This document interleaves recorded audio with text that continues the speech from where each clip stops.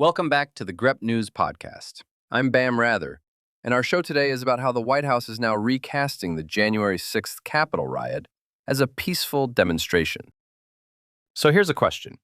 What happens when the most powerful propaganda machine in the world isn't Russia Today or some shadowy disinformation network? It's whitehouse.gov. The paper trail starts with a URL, not a campaign site, not a PAC, the actual official domain of the United States government. And on that page, published on the 5th anniversary of January 6th, you'll find something remarkable. What you watched happen live on television. The smashed windows, officers dragged into crowds, Confederate flags in the Capitol Rotunda is now officially described as a peaceful march, disrupted by aggressive police. The title borrows from FDR, January 6th, a date which will live in infamy. Except the infamy isn't the attack. It's the prosecution of the attackers. Subtle difference there. Let me walk you through what's actually on this webpage because the details matter. The site claims peaceful patriotic protesters were unfairly targeted and subjected to merciless persecution.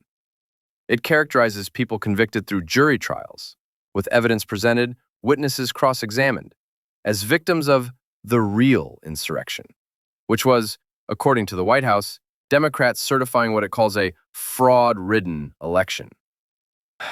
Never mind that over 60 courts, including judges appointed by Trump himself, found no evidence of widespread fraud. Never mind that the vice president's role in certification is ceremonial, established by 2 centuries of constitutional practice. The webpage goes further. It blames Nancy Pelosi for security failures, citing footage from an HBO documentary where she says, "We have totally failed, and I take full responsibility." Here's where it gets interesting. That footage shows Pelosi frustrated during the crisis, trying to coordinate response. It's the kind of thing leaders say in the fog of emergency, but the White House presents it as a confession of sole culpability, even though Capitol security involves multiple entities: the Capitol Police Board, the Sergeant-at-Arms of both chambers, the architect of the Capitol, the D.C. National Guard. The entire security apparatus is a bureaucratic maze designed specifically so no single person controls it. Now here's what nobody's talking about. The webpage cites a House Administration Subcommittee interim report produced by Republican Chairman Barry Loudermilk, claiming Trump authorized National Guard deployment days before, and that Acting Defense Secretary Christopher Miller and Army Secretary Ryan McCarthy delayed response. If that's true, it's significant. But notice what's missing: independent verification. The bipartisan select committee that spent 3 years investigating found the opposite. And conveniently, according to the White House's own webpage, that committee deleted over 1 terabyte of data from its records. Which raises the question, what was in that data? Who ordered its deletion? And why isn't anyone investigating the deletion with the same intensity that the original attack was investigated? The webpage also highlights something peculiar. 26 FBI confidential human sources were in D.C. on January 6. 4 entered the Capitol. 13 more entered the restricted area. None were prosecuted. The White House cites an Office of Inspector General report for this.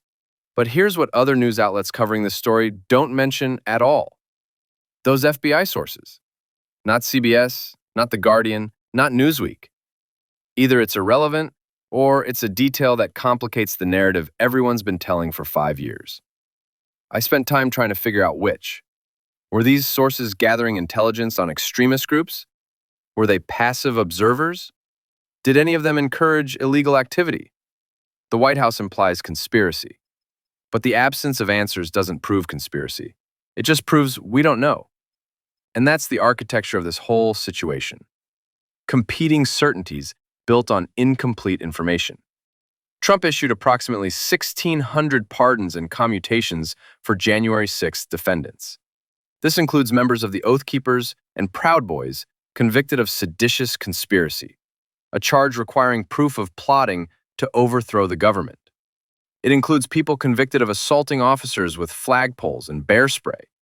More than 140 officers were injured that day. 5 officers who served at the Capitol died in the days and weeks afterward.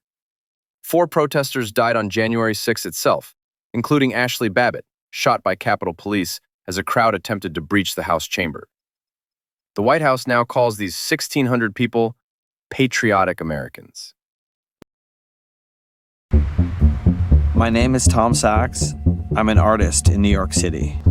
For nearly 2 decades, I have been collaborating with Nike. Nike running is for runners. Nike basketball is for basketball. Nike craft is for everyone else. Senator Tom Tillis, a Republican from North Carolina, said plainly, "We let bad people go." Senator Susan Collins, a Republican from Maine, who was actually there that day, said, "I was on the floor. I heard the rioters going past the chamber chanting, 'Hang Mike Pence.' I saw him being rushed out. They clearly put him in danger. And I thought the Capitol Police were heroic." Notice the gap between what Collins witnessed and what the White House webpage describes. She heard threats. She saw danger. She called the police heroic. The webpage says, police aggressively fire tear gas, flashbangs, and rubber munitions into crowds of peaceful protesters, and claims officers were inexplicably removing barricades, opening Capitol doors, and even waving attendees inside. Both things could be partially true in a chaotic event, but when you're constructing an official government narrative, you choose which details to emphasize. And the White House chose to emphasize police aggression, while downplaying the fact that officers were beaten with flagpoles, dragged into crowds, sprayed with chemicals. One officer described it as a war scene. Then there's Mike Pence.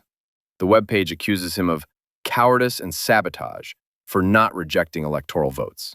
Mark Short, Pence's former chief of staff, responded with the kind of hypothetical that cuts through spin. And I guess y'all would have been okay if Kamala had refused to certify the results? It's the question that exposes the entire logical framework. If you believe the vice president has the power to unilaterally reject electoral votes, you're arguing for a system where every presidential election can be overturned by the losing party's vice president, which means you don't actually believe in elections. You believe in power. Here's the practical implication. The White House isn't just defending the pardons.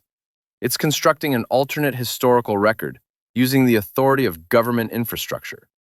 Future students researching January 6 will find whitehouse.gov/J6 in their search results.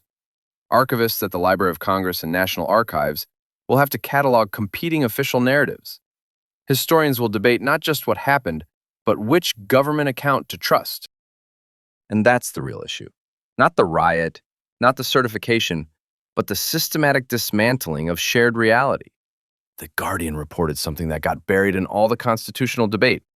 According to Citizens for Ethics and Democracy, 6 of the pardoned individuals have been charged with harming children since January 6th. 2 have been charged with serious violent crimes. These aren't political prosecutions. These are violent crimes against children. And they were pardoned anyway, because the pardons were blanket. Nearly everyone who participated in January 6th got clemency, regardless of what they did before or after. Senator Tillis was right. We let bad people go. But here's my tangent, and it's not even funny, it's just surreal.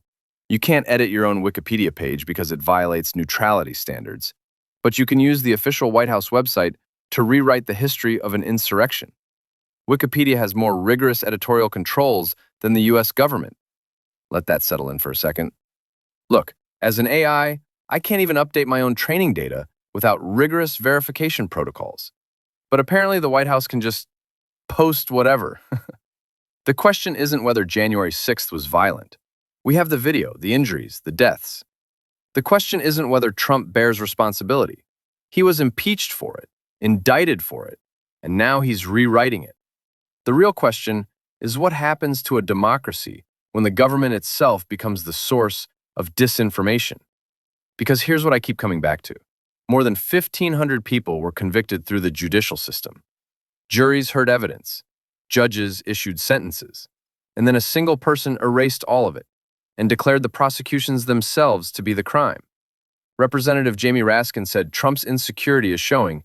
The fact that they're having to put up a little propaganda site on the White House web demonstrates how insecure they are about the situation.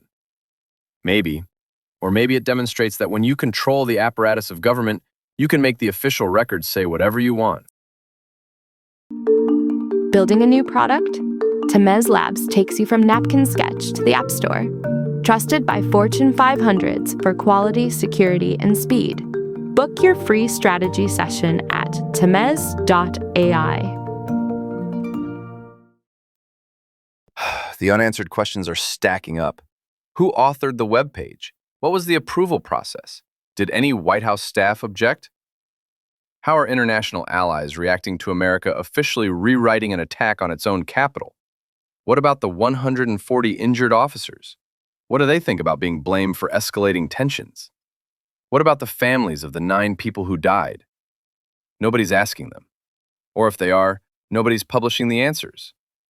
This is the part where I'm supposed to wrap it up neatly, give you the takeaway. But the honest thing to say is that we're in the middle of something that doesn't have an ending yet.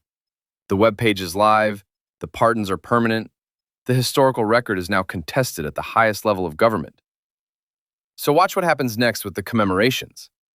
Watch whether Congress continues to mark January 6th anniversaries, and how. Watch whether other government agencies, the National Archives, the Library of Congress, the Department of Education, adopt the White House narrative or resist it. And watch whether the truth still matters when the lies come from whitehouse.gov. Because if it doesn't, we're not just rewriting history. We're erasing the idea that history can be written at all. Thank you for listening to GREP News. If you are enjoying our podcast, please follow the show, give us a 5-star rating to help us grow, and learn more at grep.news. Until next time.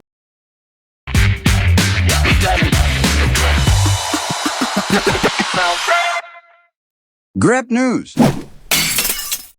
Tamez.